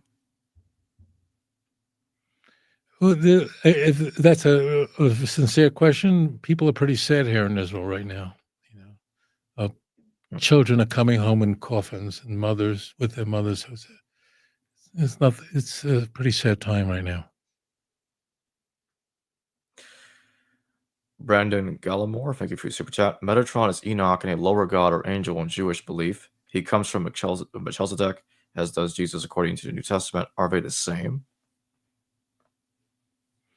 No, Metatron is never mentioned in the Hebrew Bible, and Metatron is a name that is used in rabbinic literature to describe a great angel that goes before the people of Israel. That's all. It's not mentioned in the Hebrew Bible. Yeah, and my understanding of the ancient texts is that Melchizedek was not Metatron. If you read the Book of Enoch and some of the Dead Sea Scrolls, like the Melchizedek scroll, it's clear that Melchizedek had a mother. The father was the brother of Noah, Ner, according to the text, and there was no actual father. The mother of Melchizedek was, we'll say, impregnated while he was in service and wasn't actually copulating with his wife, which is why he's surmising that one of the Watchers did it. And obviously that wasn't the case. And then Melchizedek was born to, was it Sophomine was her name? But Melchizedek was born to this woman, and unfortunately she died giving birth. But that's the story of Melchizedek, and there's this idea that Melchizedek is like this eternal figure that's like been manifested multiple times on the earth, once during the flood, once during Genesis 14, and then once again he'll come back later. But I'm not aware of any tradition that tries to correlate a relationship between Melchizedek and Enoch. If there's a text that does that, I'd actually like to see it. So let me know. Yandel, thank you for your super chat. Have you gentlemen ever considered having a talk with Rabbi Eduardo, also known as Radar Apologetics? That's addressed to me? Yeah, all of us, apparently. Never heard of them. I don't actually watch any apologetic channels. They don't have good answers to anything. Yeah, I don't think I'm familiar with this individual either. Yeah, I mean, I'm willing to talk to any apologist. The reason I'm doing it because he called in to my show 2 weeks ago, I think it was, and suggested that Exodus 15 verse 3, where it says the Lord is a Hashem Ish Milchama, that God is a master of war. So he said, well, the word Ish means only a man, and therefore God is a man, which is a semantic fallacy. So that's the sum total of my contact with him. And then I asked him, does the word Ish only mean man? Which it doesn't. There's only one word that only means man, and that's Adam. And Ish can mean a man, it can mean a man, it can mean a husband, it can mean a master. And I gave the example from the beginning of the book of Kings. I think it's Kings chapter 2, verse 1 and 2, where David tells Solomon that you should be a man. David is dying as the context. Solomon already was a man. So this is called a semantic fallacy, which means you constrict a word to have only one possible meaning, and then you build your apologetic on top of it. Of course, it's a fallacy. Moreover, Numbers 23:19 has a correlating passage in 1 Samuel chapter 15, verse 29, where it says, "V'gam netzach Yisrael lo yishaker ki lo odom hu li'nochim." Almost identical to Numbers 23. And the word odom is used there, which can only mean a human being. So I've, very moderate interaction, but he did make it to my channel on that. Hebrew Canon, thank you for your super chat. Do the 1335 days in Daniel 12:12 relate to the coming of the Messiah? If so, when do we start counting? Just be very clear. The huge thing here, Daniel is speaking and he's told to shut up unless you give away the time of the end. So many of these prophecies we don't have a clear interpretation on, but Daniel is told to remain silent in this very chapter because according to Jewish tradition, only Daniel and Jacob knew the time of the end.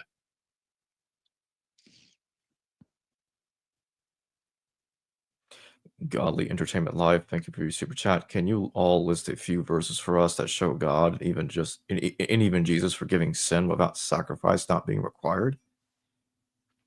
Yeah. I mean, we listed two of them already, but I think my favorite is in the books of Samuel when Nathan confronts David for the Beautiful. Bathsheba incident, and Beautiful. David confesses his sin, and Nathaniel Thank says, "The Lord has already forgiven you. He's put away your sin." Right. That's Second Samuel chapter 12, 12. verse 13. Right. Brilliant. Brilliant. I mean, that's why David is going to say, it's going to trigger David to write words as God doesn't want sacrifice, doesn't want your burnt offerings. Oznayim karisali, Psalm 40, verse 6 or 7, depending on you use the Christian. My ears you have opened for me, burnt offering and sin offerings you have not required. What would compel David to talk that way? It's because he was forgiven without an offering. Incidentally, just as an aside, it says Oznayim karisali, which means my ears you have opened. Remember what Jason said earlier, that the word karu or kara does not mean to stab, but it's to open or excavate. There's actually a use of that word, which in my ears you open. It doesn't mean my ears you have stabbed. So, and the same thing in Psalm 51. God doesn't want sacrifice. He doesn't want any of that. He wants the only sacrifices of righteousness. Very Yeah. good. And there's another striking example in Second Chronicles 7:12 when the dedication of the temple is being had. And it says, "If my people who are called by my name will humble themselves and pray and seek my face and turn from their wicked ways, then I will hear from heaven and I will forgive their sin and heal their land." Didn't say anything about needing to execute and use the blood for forgiveness. You just need to turn to the Lord and confess your sins, and He will. He's faithful to forgive. And there's a bunch of instances of this that we'll find, like stories in the Hebrew scriptures where this actually does happen. And Jason, of course, is in context. The context is the Jews are exiled from land, no temple, no sacrifice, nothing. What do? Pray. Again, 1 Kings 8, verse 46 through 50, and God will hear your prayers and forgive you all your transgressions. I mean, like either Kings is about Solomon or Kings was the author of the book of Kings was the greatest anti-missionary that ever lived. I mean, he actually is the Hebrew Bible is saying that you don't have a sacrifice, pray, and God will hear your prayers and forgive you. Like, what more do you need? Constellation Pegasus, thank you for your super chat. Is Lilith real? Christian Bible can't make up its mind if Lilith appears in Isaiah 34:14. Only the Tanakh states her as a fact in Isaiah. Is she really a demon? Yeah, I was thinking about it this week. I'm teaching Isaiah in Jerusalem, and right, so it's presented as a demon. I don't think so. I mean, I don't think the consensus is that she's a demon that cohabitated with Adam. I think that's later mythology that grew, and people sort of like that idea. It's true that Isaiah does use it a number of times, but bear in mind that Isaiah of 66 chapters, only 6 of them are using standard prose and are abandoning poetry. This is not one of them. So this is all very poetic, and Lilith is used as a female demon. I don't. The question is, are we to believe that the author of Isaiah really thought it that way? That really is. There's no way to answer that question. Right. And my understanding of this particular passage, if you go to verses 13 and 14, there's a couple mentions here that are like echoing some like Mesopotamian ideas of particular demonic entities that would exist, say in the wilderness. That was kind of like the home of demonic entities in Mesopotamia. And if Lilith is one of these demonic entities, or whether or not it should just be translated as screech owl, what we do know, even if it is a direct reference to Lilith, the tradition that we know today of Lilith, we don't know that Isaiah would have had that in mind. That's something that's placed onto the text. That's not something that we really get from the text. And Isaiah is familiar with Assyrian mythology. He mentions a number of places. He mentions Canaanite mythology. He mentions Assyrian mythology.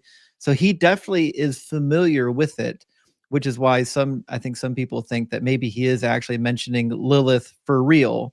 It's not just a coincidence. But to what Rabbi Tovia said, I don't think that when we read this, we should have this vision of the Lilith that we know today. I think what they knew of her then would have been drastically different of what we're conceiving today. Wild Man Chris, thank you for your super chat. Why waste so many lambs if God can just forgive? What about Leviticus 17:11? Does Zechariah 13:1 speak of a blood atonement for sins God forgave willy-nilly? Zechariah 13:1 doesn't speak about a blood atonement. I don't know where that comes from. The lamb is very critical because is vital, but it's exactly the opposite of the way the church characterizes it. I encourage the listeners to listen very carefully. The lamb was a god to the Egyptians. They worshipped it. So the way Hindus in India regard a cow as a god, a divine, and you're not allowed to molest it, the Egyptians held that the lamb was a divine animal as well.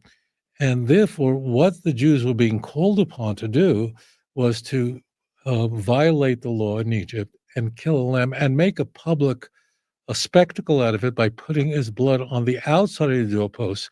The Jews then were demonstrating that their fear of God exceeded their fear of the Egyptian soldiers who would have put you to death for killing what they worshipped, considered a god. And you can see this play out in Exodus chapter 8. There's a conversation between Moses and Pharaoh. Well, Pharaoh is trying to reason with Moses to get them not to leave. And Pharaoh asks Moses the question, well, why don't you just, if you want to bring an offering to God, why don't you just slaughter it here? And Moses' response is, well, there's a good reason for it. If we slaughtered the animal here, you'd kill us all. So the lamb is very important theologically, but when I said this is quite the opposite of the Christian messages. In the Christian message, the lamb is a sin offering personified in Jesus, John 1:29 or John 19. But it's really the opposite. If someone took a lamb and publicly killed it and and advertised its death by putting the blood on the outside of the door, that means that the killing of a lamb was a sacrifice or an offering of righteousness. That showed that you really feared God and loved God, and you were willing to mock the Egyptians and do what was completely illegal. So it's mind-blowing that Christians have this all reversed. The Passover lamb was a clear demonstration that someone was with God and was righteous because they were willing to kill the Egyptian god right in front of their faces.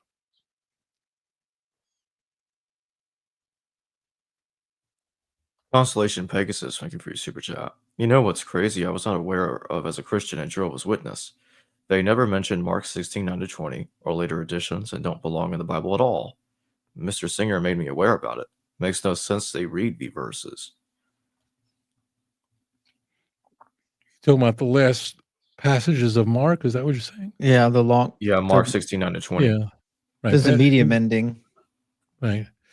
Right. I mean, what's clear is that later writers recognize that the resurrection account that appears prominently in the other three Gospels is absent from Mark, and the last 12 verses from chapter 16, verse 9 through 20 were added later to make the text look orthodox, or else you'd have no resurrection appearances. I mean, this is just transparent. Right. And my position is that I'm convicted that the longer ending of Mark was added to try to bring Mark in alignment with what we find in the book of John, namely that Mary Magdalene was the first one at the tomb before the others. And so it seems like it's trying to make a correction to the text, which means it must have been added after the 90s at a minimum, when John was already out and people were aware of it. But it actually produces more contradiction. Like, it doesn't actually solve the problem. It produces another contradiction even within Mark. So the question I would ask is, if we have a book that is being modified many decades after the supposed events, what kind of confidence do we have that this book is from God when people can just modify it willy-nilly, and in doing so create more contradictions than they're fixing? Right. So one more thing I'd like to ask before we close. This is a question for both of you. Which so-called prophecy is your favorite one that just fails so miserably? It's so ridiculous. So in other words, what's the most ridiculous prophecy, so alleged prophecy of Jesus, supposedly in the Hebrew Bible, that you both that you both would point the finger to, if you had to pick one? It's a good question. I don't even know where to start. But You can go through each one, and they're all they're all various so levels of ridiculous. right. They're all Zechariah ter- 9:9. Sorry, go ahead. No, it's all good. Yeah. Zechariah 9:9 is brilliant. Absolutely brilliant. Rejoice. Yeah. Yeah, because in Matthew 21, he doesn't know how to read the Hebrew text. He interprets it as being two donkeys rather than understanding parallelism. So now you've got Jesus like either straddling two donkeys, lounging across them. I don't know how he's riding two donkeys, but he's riding two donkeys coming into Jerusalem. And all you have to do to understand what this prophecy is about is just to read the next verse. Read verse 10. And it's clear that Jesus didn't do verse 10. And he didn't even do verse 9. In verse 9, the person riding the donkey is a king. Jesus was never a king. In verse 10, he defeats all war within Israel. The chariots are cut off, the war horses are cut off, the battle bow is cut off. Jesus didn't do none of that. Like, it's brilliant. Why is it a donkey? Why is the Messiah coming into Jerusalem on a donkey? Why donkey? The answer is that a donkey is never used in battle. A horse is an animal, a powerful animal that's used in war. Why? A donkey is strong, but it's slow. It's excellent for labor. If you go to the third world, you see donkeys all over, not horses. Horses are expensive to care for. You need a barn. A donkey you can leave outside, doesn't care. So a donkey is a beast of burden, but is not used in war. Now we understand what is being conveyed in Zechariah 9:9. Your king is coming on a donkey, lowly. And we have the double language, which Matthew misunderstands.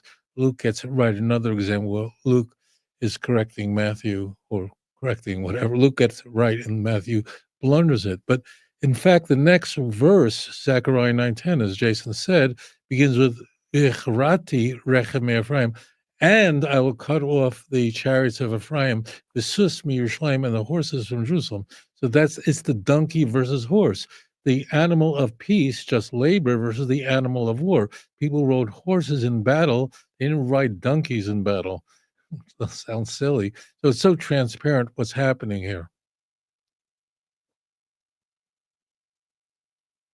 Well, Justin Holmes and Rabbi Tovia Singer, thank you both for joining me today.